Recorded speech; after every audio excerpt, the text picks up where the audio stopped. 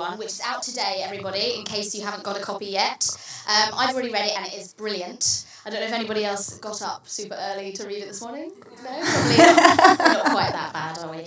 So do you still get excited and nervous and all those other pesky human emotions around a book release? Oh, of course. I mean, I think, you never get blasé as a writer, because even if you've written a lot of books, which I have, each book is new and each book is an act of faith, and each book is a creation that you loved and cherished all by yourself for months and hoped would work and went through trials and tribulations to produce. And so, it's not a small thing. No. And also, however many books you've written, you don't know if it's going to work. You hope, and you kind of use your experience, and you listen to people around you, and you do your best. But you don't know if that joke is going to fly, or if people are going to be touched, or if they're going to whip over the pages. So each time, it's incredibly kind of thrilling and exciting and a bit jittery to put a book out there and just kind of hope that it does what you wanted it to do. That's all you can hope for. But how many is this now? You must be closing in on 30? It is. I actually realised, there was all that stuff about 30 books is your limit. And I did a few sums. So Marie Kondo, who I think is wonderful and inspiring and can teach us a lot about folding. I haven't quite learnt the folding yet, but it's definitely on my to-do list. But also, I think recommended. Now, I'm hearing this secondhand, but as far as I know, she said that 30 books was an appropriate number. And I did a sort of quick tot-up, including my children's books, and I thought, no, wait, I'm working on my 30th book. So what do I do now?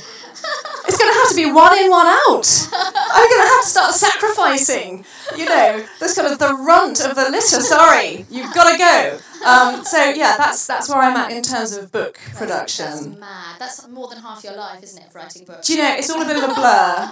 Yeah, I mean, I think it doesn't do to dwell on these things. You just be in the moment, is what I say. Do you ever forget some? Are you ever talking to a fan and they're kind of referencing a character or a particular book and you're going, I forget names, actually. I do forget names. I do have to have a hasty flick if I know I'm going to be talking about a certain book, because, I've created a lot of characters. Right? A lot of words. And the truth is, I'm always the most interested in the book I'm writing and the book I'm thinking about writing. That's where my brain is, So I'm revisiting this book, which is fresh. I haven't completely forgotten it, don't worry. But my brain is actually lodged in a different world right now. And then it's also kind of thinking vaguely about other worlds, which I can't talk about. So it's a kind of slightly odd disconnect. Well, on that note, please tell us about IOU1. Tell it for everybody here. Okay, well, IOU1, it's a romantic comedy, and it features a girl whose name kind of explains her character. She's called Fixie. This is her nickname, and she cannot stop fixing things. And we find this out at the very beginning of the book, where there's a tiny little issue, there's a mess that needs cleaning up, and most people would just go, oh, I'll get to that, or, never mind, nobody will notice. And she can't do it. It bugs her. She's just got to fix it instantly, even if it brings disarray and chaos and sort of comedic catastrophe. She'll just rush in without thinking twice. But that's definitely something that I relate to. That thing of when you're on an escalator and somebody's got a thread. Oh! You just want to like, no, don't touch strangers. Yeah, or a tag hanging off their necklace. Yeah. Just, can I? No, I'll get done for assault. So don't do that. But that's who she is. And with these characters that I try and write, I always give them a flaw. And so the flaw is funny. It's funny when you first meet her and she's rushing to save the day, and she does things and she gets herself in trouble, and it's funny. But it's also a problem, and there's also a kind of deeper side to it which actually needs to be sorted out, and she needs to kind of, she's just slightly out of whack, she's out of kilter, and so in the book she needs to learn to stop trying to fix everybody else's messes quite so compulsively, and to perhaps look at her own life and start thinking about, what do I need? Not what does everybody else need? Not how can I clear up my siblings' mess in particular and everybody around me and sort out their problems, but just take a step back and think what she needs. And the mechanism the plot sort of device that happens in the book is that she's in a coffee shop, and this is where the sort of rom-com element comes in, because I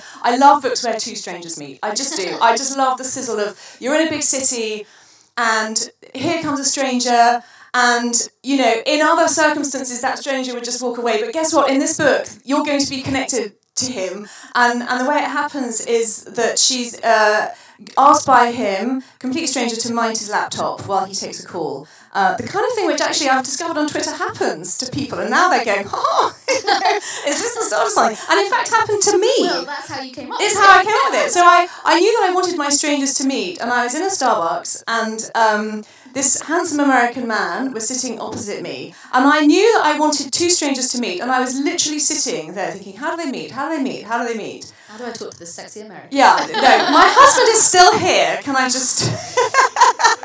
So I have to... Everything is fine. He's going in about 20 minutes, so we can, you know, the conversation more can about relax. the American after that. Yeah. And he looked at me and said, oh, ma'am, could you mind my laptop? I was like, that's it. That's how they meet. I owe you one. You see what I did there? Okay. And so, a lot of profits. yeah, but I mean, of course, in real life, I just looked up his laptop, and then he went away, and we did remain strangers, in fact. But in the book, the laptop finds itself in terrible peril, and Fixie, being who she is, saves it. I won't give away all the details, but she saves the laptop from being destroyed. And as a result, he says, how can I ever repay you? And she, of course, being very British, says, oh, nonsense, it was just, you know, and a nice person, it was just, I did you a favour. But he's very insistent that he likes to pay his debts. So he writes her an I owe you on a coffee sleeve and gives her his business card and says, I will repay you, anything you like, come and claim that favour. And she says, yeah, right. And she walks off, and she assumes that this will never happen, because who on earth claims a favour from a complete stranger? But then she does. And it's through trading favours with this stranger and him sort of looking at her life and her looking at his life that she finds her voice, and she sort of becomes who she ought to be. Yeah. That's the book. Ah, that was lovely. Well, thank you. Coffee sleeves have taken on a whole new meaning. They have. Yeah. But I love Fixie, but she does make some annoying choices early on, men choices. She does. Do you ever feel bad making your beloved heroines do terrible things with people you know full well are going to turn out to be bastards? I mean, well, I torture my heroines. You I mean, do. You know, they've got to get through some obstacles before the happy ending. So yeah, they go through some terrible times, and like I say, none of them is perfect, and they make bad choices. And I have seen people that I know enthrall to men, and I have thought, really? And I have sort of wanted to say something, but you can't, and, you know, perhaps there's a little huddle of friends who all agree, really, is this the right guy? But, you know, you tread delicately, and you wonder what's going on inside that relationship that this person, you know, can't see beyond, I don't know, whether it's magnetism, it's chemistry, it's something kind of blinding them. And so I wanted to write that from the inside. I am that character, and here comes this guy that I had a crush on my whole life, and look, he's hot and sexy and a dickhead. Yeah, but exactly. But that's what she has to come to, because I have seen the evidence. There are moments when you just don't see the dickhead. Yeah, you just don't. You see the blonde hair, and you know. I mean, I kind of almost think there's a kind of physical chemistry that just takes over your brain. And so that's the relationship that she's in now. You know, not forever, but and it was actually kind of fun to write, and also to, I think, putting it in the terms of a childhood crush, I think there's a certain kind of teenage hormone level that takes over you. I mean, let's remember all the people that kind of get in touch with their old, you know, school friends and suddenly think, oh yes, no, it was you the whole time, and it wasn't. They're just having a surge of teenage hormones. They're just remembering, like when you hear an old song, it's like that. Yeah. And her nickname is super cute. But I wanted to ask you. Nearly 30 books down, have you run out of names? Is that why you went for a nickname? Do you know, my heroine's names didn't just come to me, and it just came to me, and I've never heard it. I don't know if there are any other Fixies around, or if it is a nickname, but the minute I thought of it, I was like, yes, it just kind of almost came as a package with her character. No, I haven't run out of names. I hope. Facebook for names. When I do, that's it. I'll just be like, oh, done. I've done all the names. I have that though. I've only written 3 books, and I'm like, oh, Ellie. No, that's shit. No, that's the first character. You'll have to start going kind of esoteric. Yeah. Ethelred. Fixie. But I was going to say as well, when you came to naming your own children, were you not like, oh shit, I've used all my favourite names? Yeah, no, yes, exactly. No, you have to be quite careful. Actually, I've never used a sort of family name in a book, because that would just be too weird. And actually, I do have a big family, so this could end up being a problem. I have snaffled already 5 for my own children, so, you know. Are books still fun for you to write? Oh, God, of course, yeah. I mean, well, they're fun, they're exhilarating, they're, you know, a pain, and they're hard. They're everything that books... And, I mean, it doesn't really change, actually, you know. Do you have a specific routine? I mean, you must be quite strict with yourself, because, I mean, unlike me, you have a life outside of your You haven't seen me. This life. Yeah. Tell that to my kids. Men choices over here. The truth is, I get really impatient when I've got a story that I want to tell, and that is what motivates me, actually. You know, I want to know how it's going to turn out. I have a scene that I really want to write. I have a kind of a denouement that I want to put on the page, and so that's what makes me, you know, and then there's the kind of frustration when it doesn't go right, or you kind of run out of inspiration. So, you know, it's not like every day I go, ha-ha, off I go, and, you know. But I think that's what motivates me, is just getting that story down. How young were you when you started writing? Do you remember what kind of writing it was as well? Well, I mean, looking back, I suppose I did do, you know, the odd bit of diary writing, like you all do. But I wasn't the child that thinks they'll be a novelist. And I didn't study English. And I didn't go around at university saying I was going to write a novel like a lot of people did.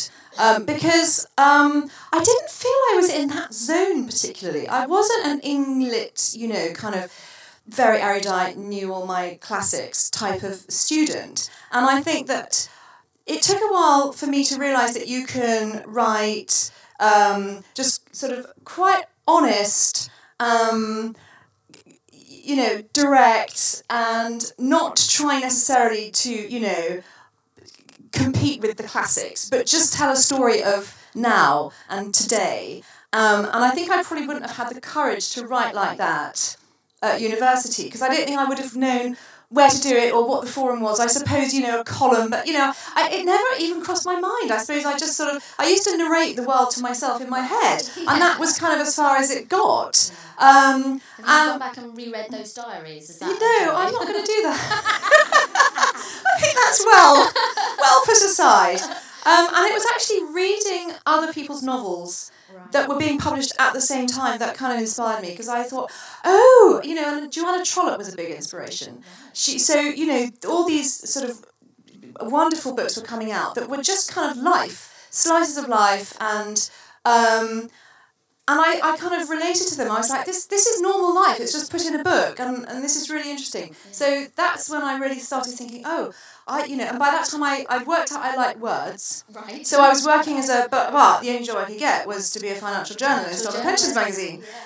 So that's what I was doing. So it was kind of the wrong words. I was like, I don't like these words. These words are really boring. Well, it came in kind of useful. It did. Well, everything comes in useful. I mean, that's something that you learn. So you do write families so well. I wanted to ask you about growing up then. What were you like as a child? Were you close to... You got 2 younger sisters? I have, yes. Well, thank you. I do like to put my heroines in their family setting. I think it's a normal, you know, thing to do, because we all come from families and we refer to them. And I love I love sibling dynamics. Yeah. I'm quite interested by, and this isn't, you know, just my family, but everybody I talk to, really, you know, when they talk about their families, they almost go back to being in a role that they might have escaped in all kinds of other ways. They might run a company and they might be incredibly sort of assertive, but then they've got, you know, an older sibling. And that sibling is always the older one, and they always either defer or rebel or whatever the dynamic is. And you really notice it around Christmas, actually, where people go back and suddenly they're back teenage, and they're just feeling a bit stroppy, or they've got that resentment, or the bedroom, they never did get that bedroom, whatever it is. And I think that we can get sort of slightly fixed in these roles all our lives. I mean, this doesn't even end at any age. Talking to people who, are quite advanced years, and still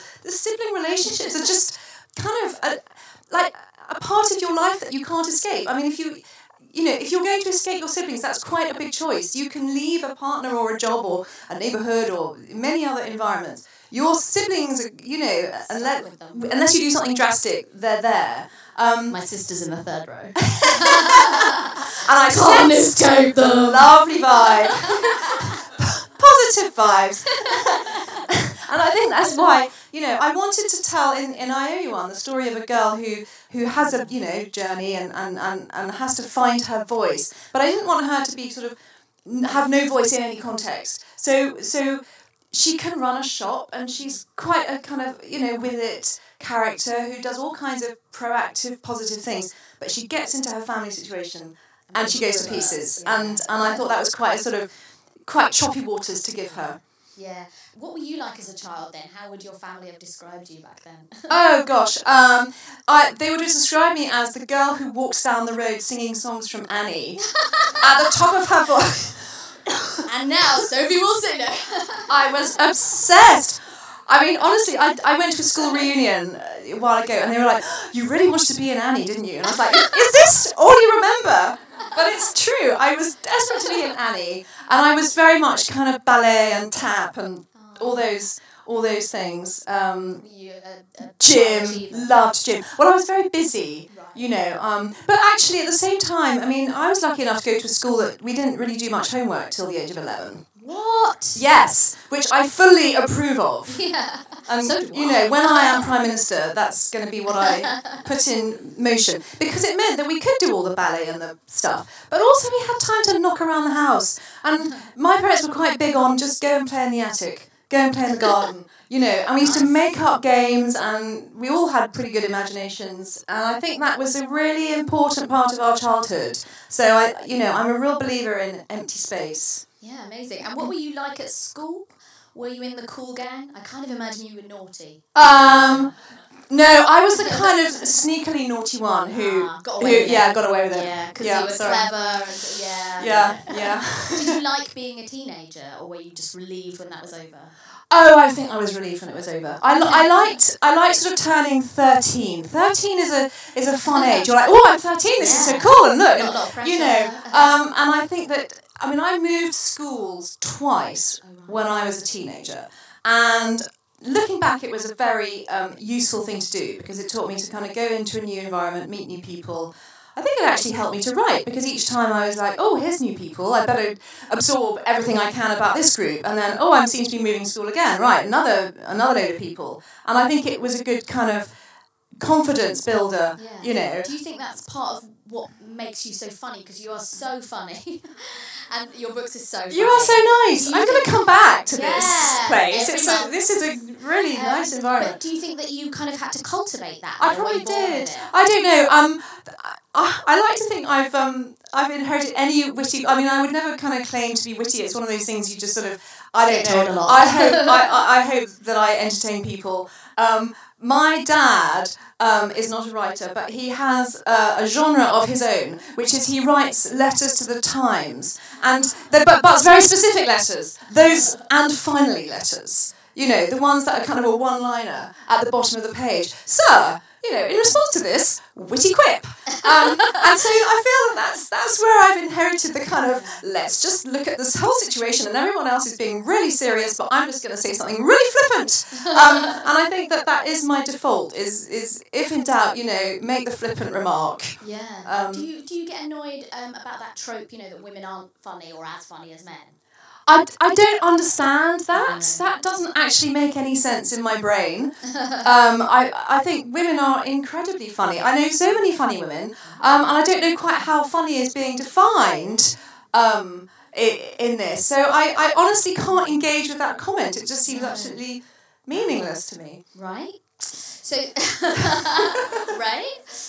So then you mentioned that you started sort of writing at uni. At what point in your life did you think, I'm going to write a book? Because that's quite a leap. It is. It was being a journalist, sitting on the train and reading other people's books and thinking, okay, this is what I want to do. And just having a go, really. Right. I didn't study and I didn't do any courses, or I just thought, well, actually, I tell you the one thing I did.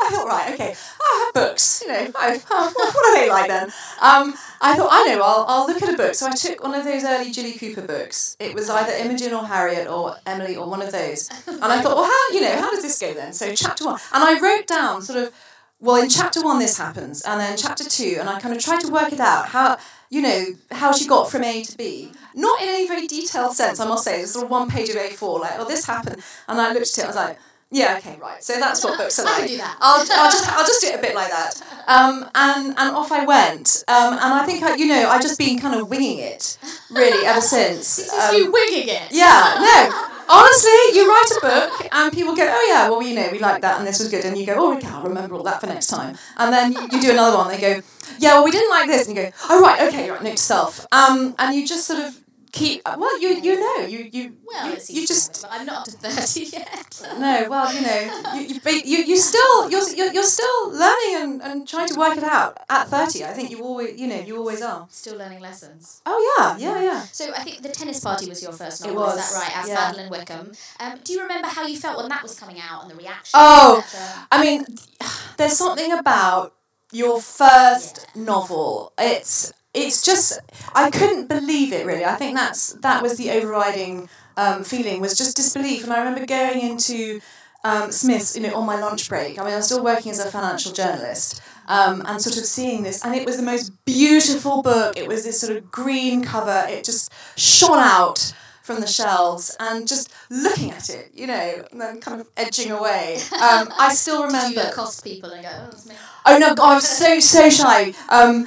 My friends would go and kind of move it to prominent places, but I never quite dared to, because I thought, oh no, what if I get caught? That's going to be really major embarrassing. But I used to go and just stare at it. And I think, what I didn't realise when I, wrote this book and kind of hoped that it would get published, is that the minute you publish a book, everyone wants to know, do you have an idea for another book?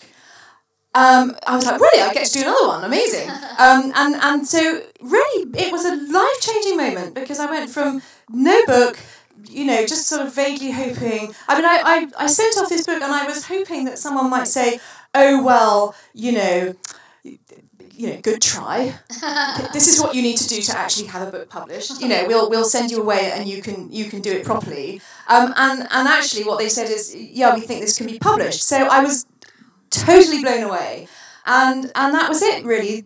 Life changed forever. Yeah, and what made you try the different name for the Shopaholic series? Oh, okay. So I loved writing, The Tennis Party, and it's quite a different book from the Sophie Kinsella books, in that it's about several people. There's some comedy in it, but it's not a comedy. It's more like a kind of drama, bit of social comedy, and it's multi-protagonist. And a part of the reason for this is that I was really determined, I don't know why, but I decided I was not going to write the autobiographical first novel. No. This is what I was not going to do. So I was not going to write about a 24-year-old financial journalist. Oh no! Because I could write about different things. So I was going to write about, people who are older and they had different concerns, and, and so I wrote a really quite different book about a group of people who get together and they play tennis and they try and rip each other off and sleep with each other and behave quite badly. They drink lots of Pims, loads of Pims. I don't think they'd invented Aperol spritz by then. And I wrote several more books along these lines. And then I had the idea for the first Shopaholic book. But it wasn't just, oh, wow, hang on, no one's written about shopping. This is nuts. We all shop all the time. Why aren't we writing about this? It was also that I felt, I want to make this funny and silly and confessional and different. And I think by then I kind of had the guts to think, right, I'm just going to write down really stupid thoughts, and I'm going to just write down the kind of things that I think, and I think it's quite funny. Oh, it's so funny. Well, you are so nice, but I mean, I had no idea, you know, and actually I couldn't quite bring myself to go to my publishers and say, so, thought I'd write about a book, a girl, you know, who's hides her visa bills under the bed and spends too much. And I just, somehow, I couldn't see myself describing it. I thought, well, I've just got to do it. And either it works or it doesn't work. And so the voice and the comedy, it was all part of it, and I felt instinctively it's a new voice, it's a new start, it's something different, and if I do it under a pen name, then there's no pressure, and when it completely flops, I can say, my God, did you see that girl who wanted to write about shopping? Yeah, and it's completely flopped. Deleted. Yeah. So, you know, that's how that came about, and I had absolutely no idea that it would hit. So, I mean, you know, it's done okay. I thought I've written a book about a girl in Fulham with an overdraft. Maybe some other girls in Fulham with overdrafts will relate. You know, I honestly, that was kind of my ambition. And then to have this incredible kind of people, not just in this country, but there are Becky Bloomwoods all over the world. You know, I've met them, and I was in Italy. I think after maybe book 3, and this very well-dressed Italian chap comes up to me and just goes, I am a Becky Bloomwood. I was like, yeah, you are. I recognise you. And it was just sort of blew me away, really. Blew you away. Blew me away. It was just a sort of a wonderful thing, really. That is amazing. I can't even imagine. So I am really curious about the Sophie versus Maddie thing, because, like you said, Madeline Wickham, which is weird to refer to you, does write in a completely different way to Sophie. Is it like being bilingual, like you're thinking in the voice you're using at the time, but they're distinctly different? Well, it was like, well, actually, fun enough, whenever I write a character, I feel like I sort of step into a new pair of shoes, and I suppose that the Madeline Wickham books, it's another pair of shoes, you know, right over there. I think that the honest truth is that at first I tried to do both, and then I haven't written a Madeline Wickham book for many years.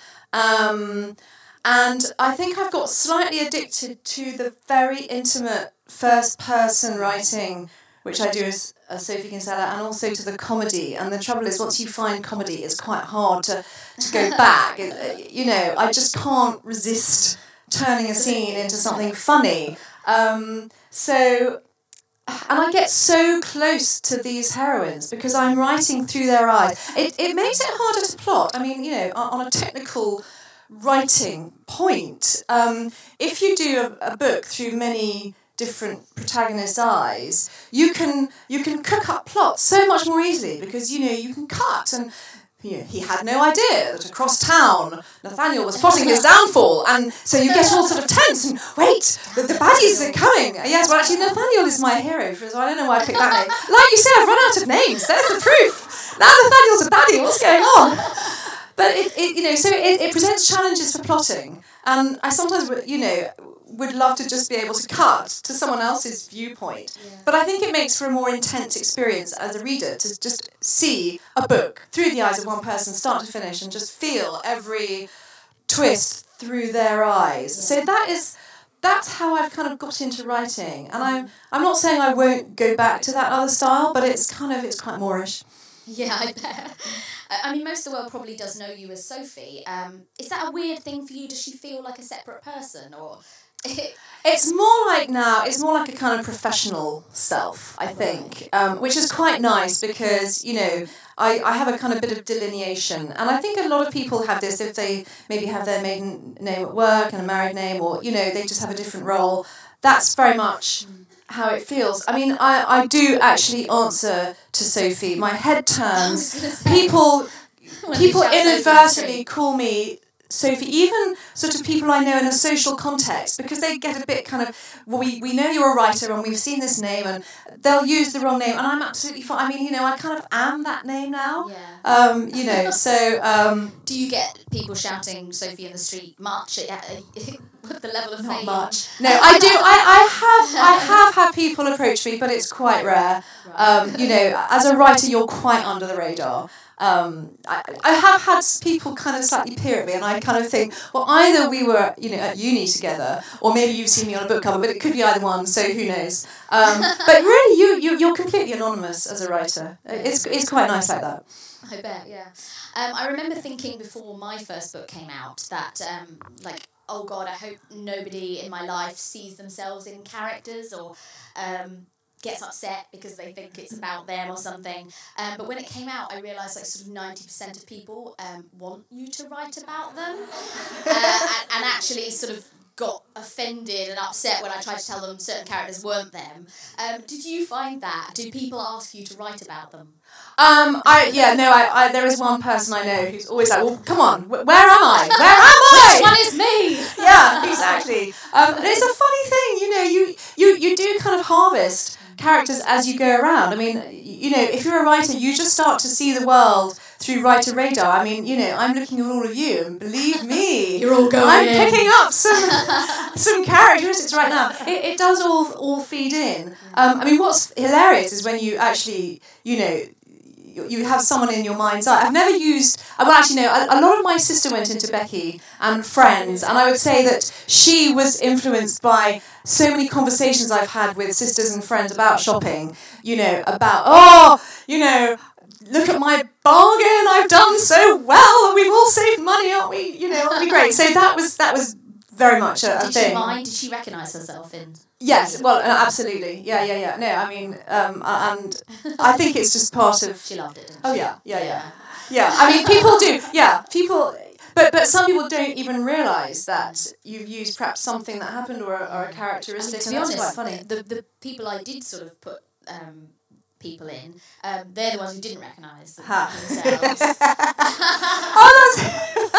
Well, there was one particularly awful character in Hot Mess, the sister Jen, and so many people have said it's my actual sister.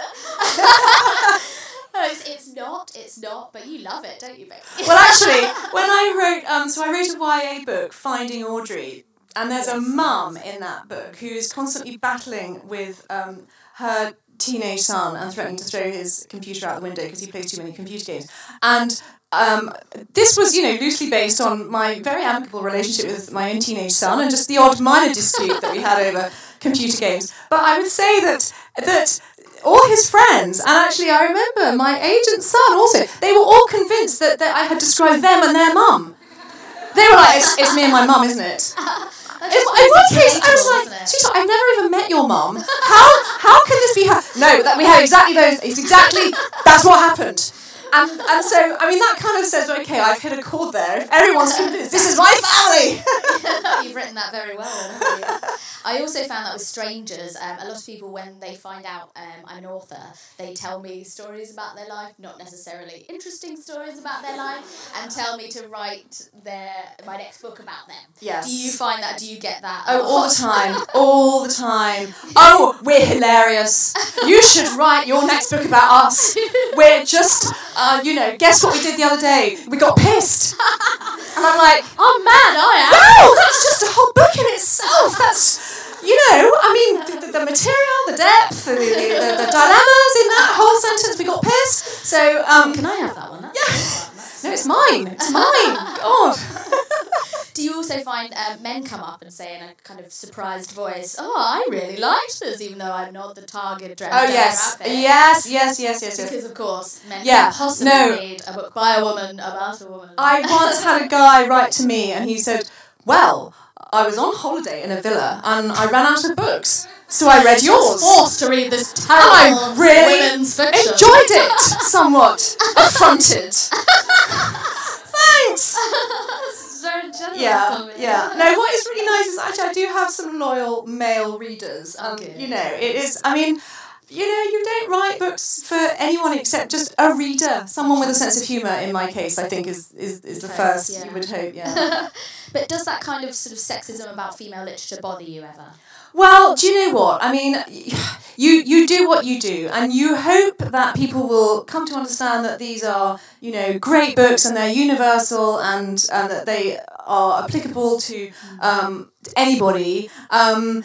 At the same time, I'm just happy that I'm doing what I'm doing and that I'm reaching the audience that I am. And of course, you hope to reach everybody and to crash down barriers and, for word to spread, and that's what you hope. But at the same time, you're just really grateful if your books land with anybody. And I think, for me, the most important thing is this connection that I make with readers. I feel is just so special. And when I get feedback that says, it cheered me up, or, I was going through a bad time and it helped me escape from life, that's kind of what matters to me the most. Yeah, you were there for the birth of that term chicklit, though.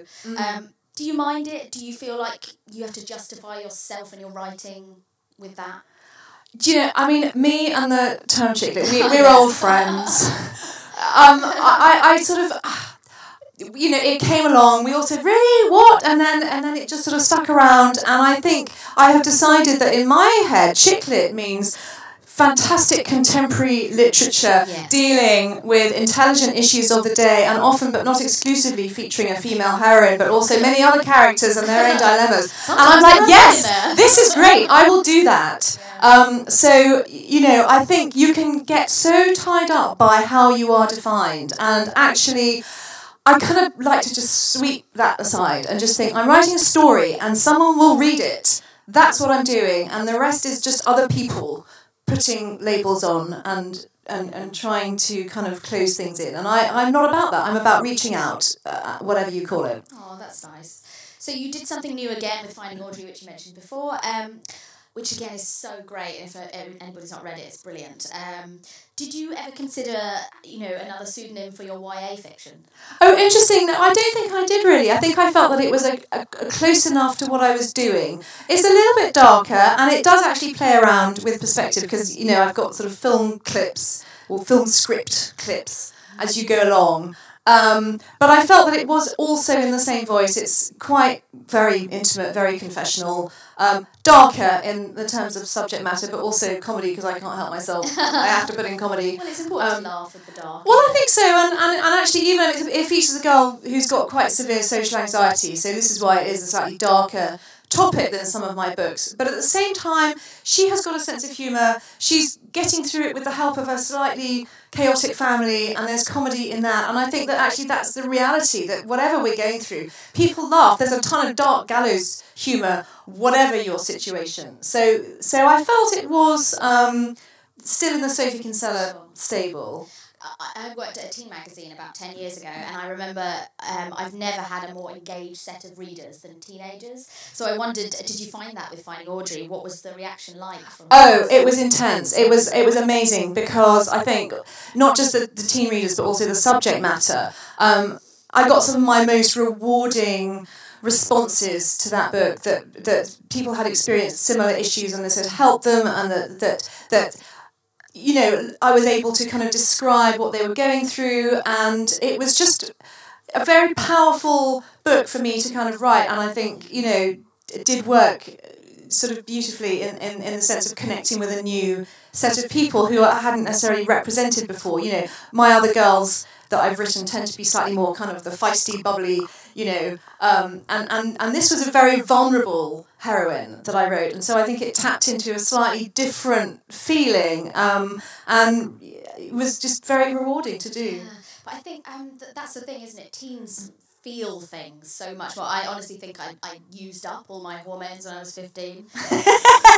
Yeah, I never felt anything as strongly as I did when I was getting felt up in my friend Debbie's back garden. That kind of thing. Like, do you remember being that age and falling in love? Oh, absolutely. Yeah, no, I mean the heart fluttering and the kind of I remember thinking, this is the kind of thing I've seen in films. And look, it's happening to me. I'm with a boy. I think I'd probably go back to that mindset every time I write a book, to be honest. The really fluttery excitement. Oh, that's so lovely. Do you think that you'll write more YA?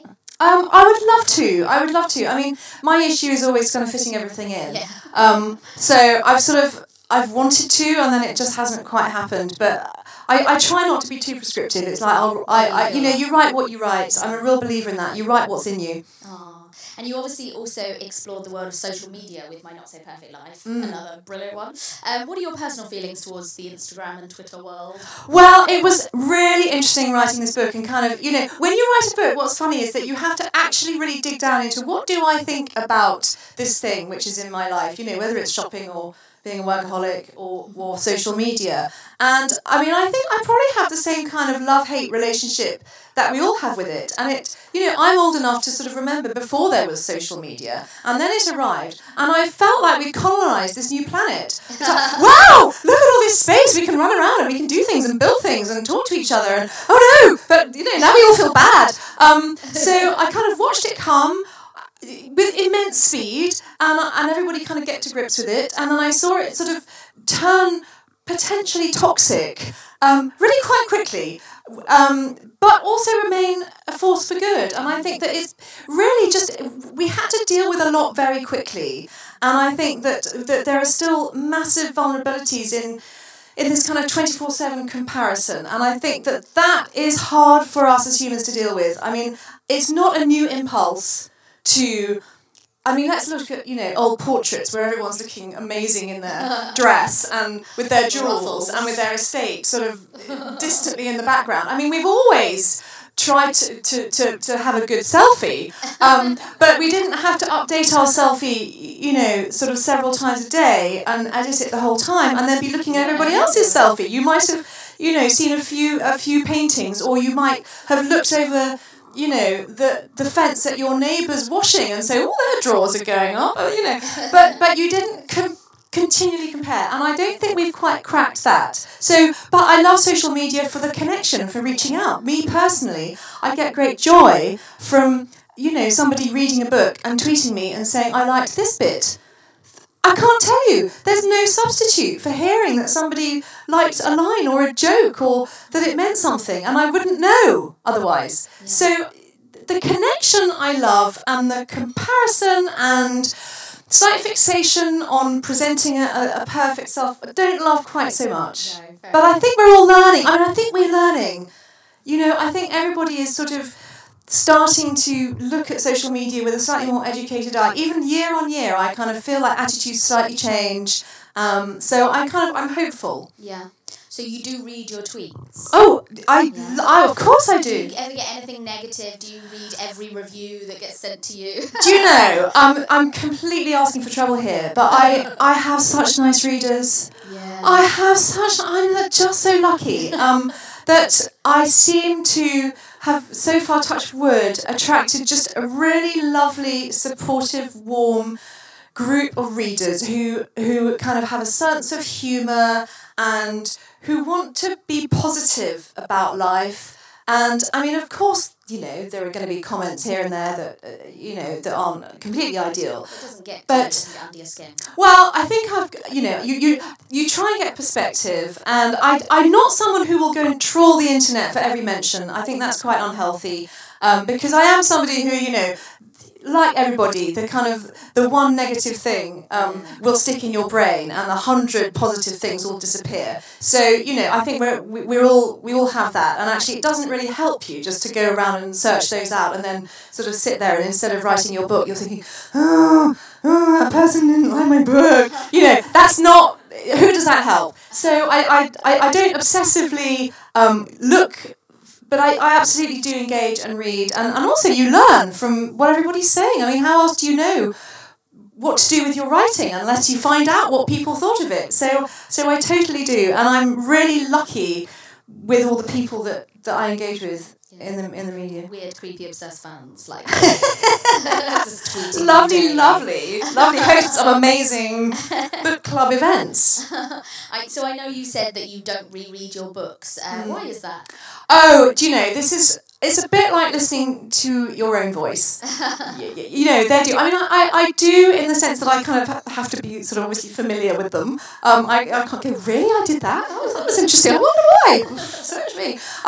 But I don't go back and, say, oh, I think I'll read this today. It's about a girl who's a lawyer. It's just sort of they're done. and I'm always more interested in what's coming next. That's where my kind of obsession and interest lies, and there's always something that I would correct. There's always something that I'm going to think, what I could have done this. I could have changed that phrasing. I tried to just think that was then. I did that then. Move on. I'm very much a move on in life person. Well, so on that note, we have to talk about Becky Bloomwood. After so many years together, do you still love her? Oh, of course I love her. I love her. I love her, and I feel that she's constantly alive in my brain. In a way that my other heroines, they sort of come and I'm really intensely with them, but then their story is generally told.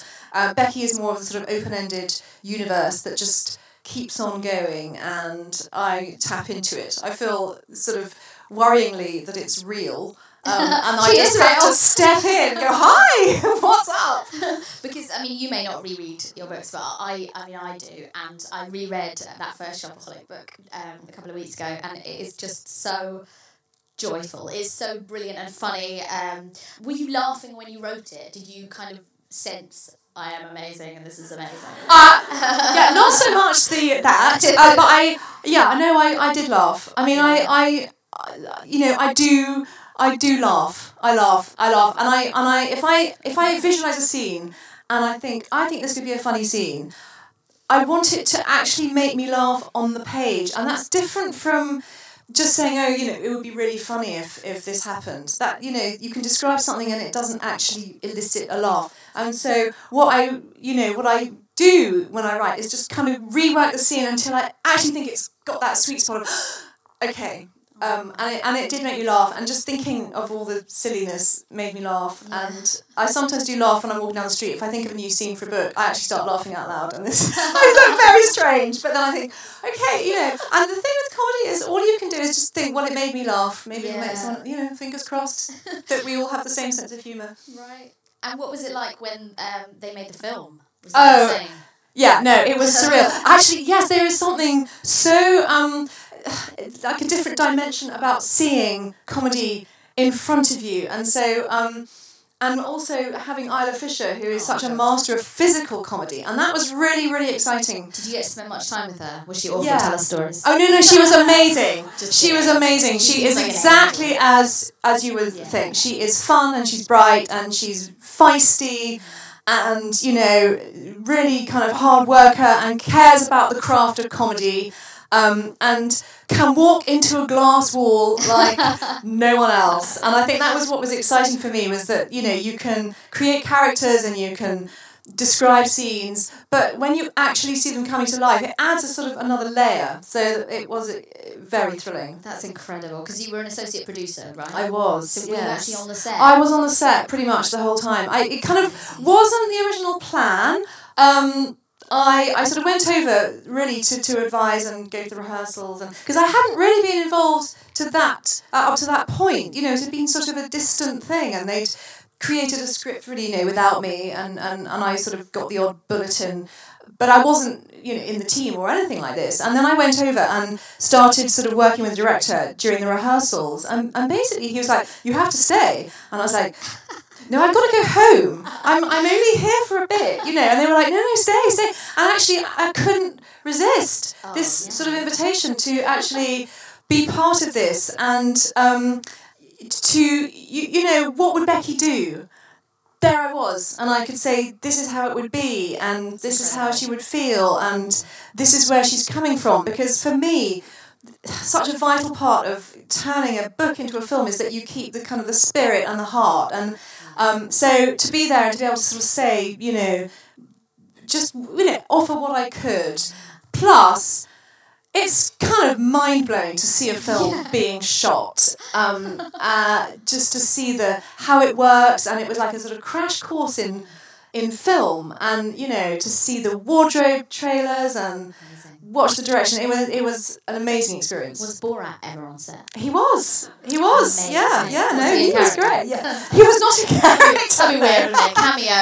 Yeah. Yeah. He's great. He's great. Very, very bright and sharp and funny. Oh, I bet. Yeah. Is it true an Indian company were making a Bollywood version of Can You Keep a Secret?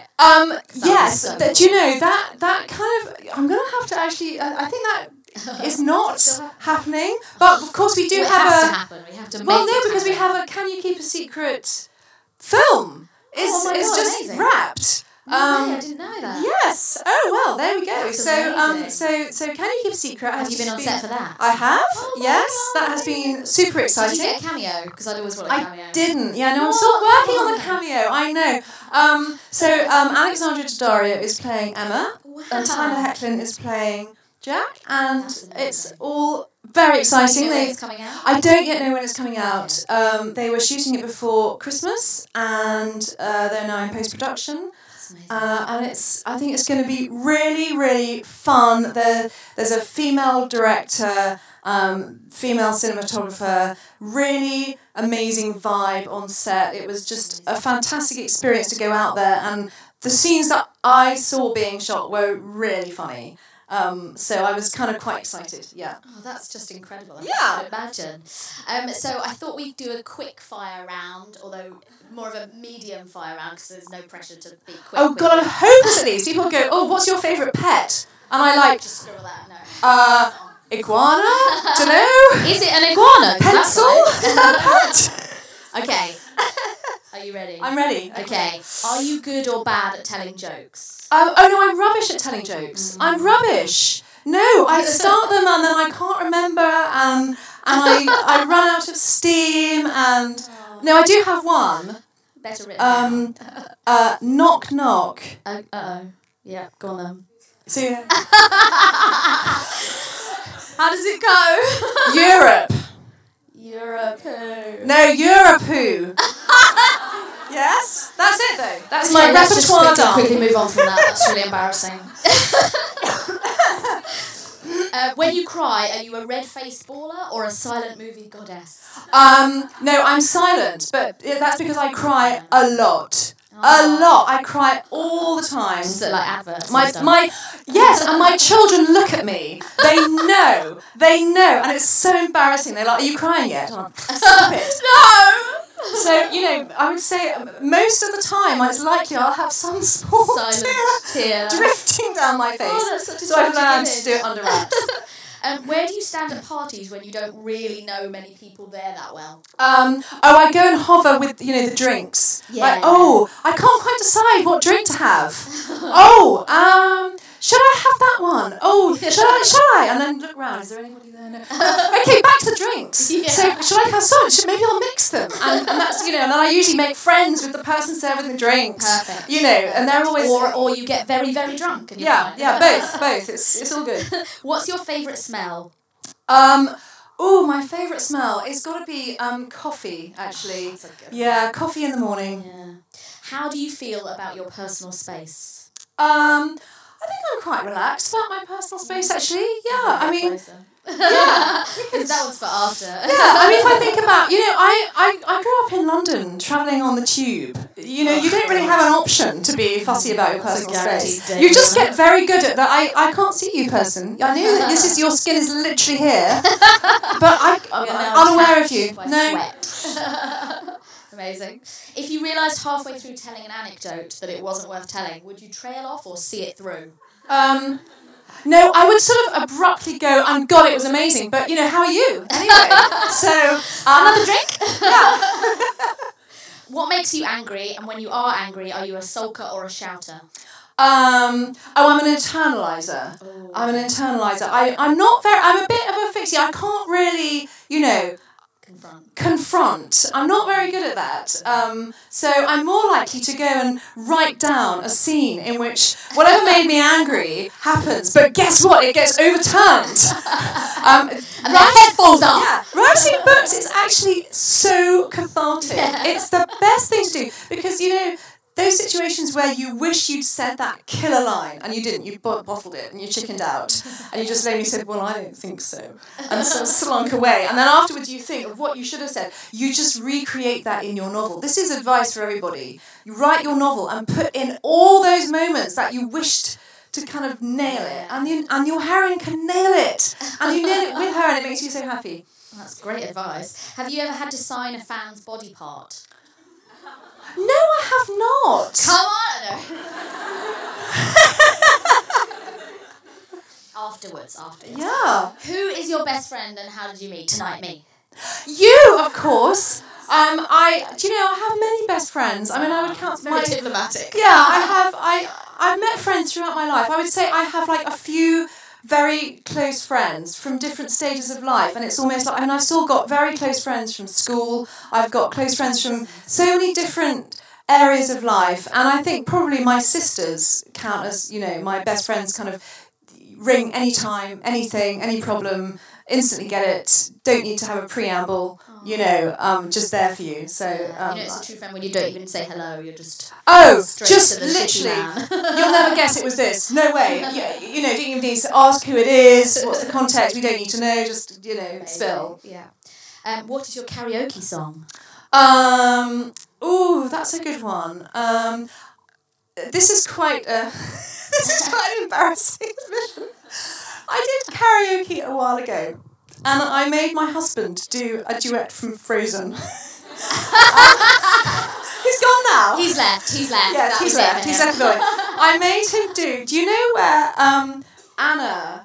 Anna meets Prince Baddie, whatever he's called, and Love is an Open Door. Can we do it? Love is an open door. Oh my God, I love that song. And I was like, we have to do this as a duet. And the rest of my family were all doing, like, my son was doing kind of Eminem. They were all sort of doing kind of slightly cooler songs than me. I was like, no, look, we have karaoke. We can do Frozen. We're doing it. That is amazing. Were your kids watching? They were just so embarrassed. But honestly, it's such a fantastic song. It really is. That is amazing. Do you have internal conversations with yourself? All the time. Yeah. All the time, and also I'm usually having internal dialogue, being played out in my head that comes, from whatever book I'm thinking about. So I'm just not with the programme. I spend quite a lot of time walking along with a very vague look on my face. Also at home, I'll be sort of in the room, but not really... Just staring on. Yeah. Amazing. I'd say I'm absent more than I'm present. Good. Do you watch daytime telly? Definitely, yes. Loose Woman fan. Yes, I kind of go and do exercise occasionally, which is sort of, I've got a yoga mat and a few sort of, and I sometimes I'll watch a YouTube, latest exercise person that I find who promises me Madonna's arms, and I get terribly excited. But then sometimes I think, I know what to do. I'm just going to watch a bit of telly. So I watch it while I'm doing whatever, and I'm a great. My guilty pleasure is Come Dine With Me. Amazing. And then I really loved one that I got into once when I was sort of a bit ill, and I was, you kind of get to that stage where you're not quite well enough to get up. You're in bed, and you find yourself watching. It's like Come Dine With Me, but it's for hotels. Have you seen this? It's Four in a bed. They're so mean. They are so mean. They go and stay in each other's places, and they're like finding dust in places where, there was a bit of dust in this tiny corner that I kind of practically took up the carpet to find. Dust! Penalised. They're so mean. They're so rude. It's kind of quite evil. It's absolutely addictive. That's amazing. Yeah. No, it's really good. Fantastic. Good TV tip. And then finally, have you ever said, don't you know who I am? I don't know who I am half the time, so that would not really be relevant. No, I mean, normally I turn up to a hotel if I'm on a tour, and I go, I don't know who it'll be under. Where I am. You could try Sophie, you could try Madeline, other name maybe, So no, I'm kind of pretty much the opposite of that. Amazing. Thank you, everyone, for coming. Thank you, Sophie. Thank you, Becky Short, for arranging and for bringing booze. Thank you to the fabulous Waterstone Gower Street and Rosie and Mark for sorting everything. Thank you to Sarah Attrell for the amazing cupcakes. I don't know if anybody had any. She made them. She's amazing. Put in your orders here. Thanks, everybody.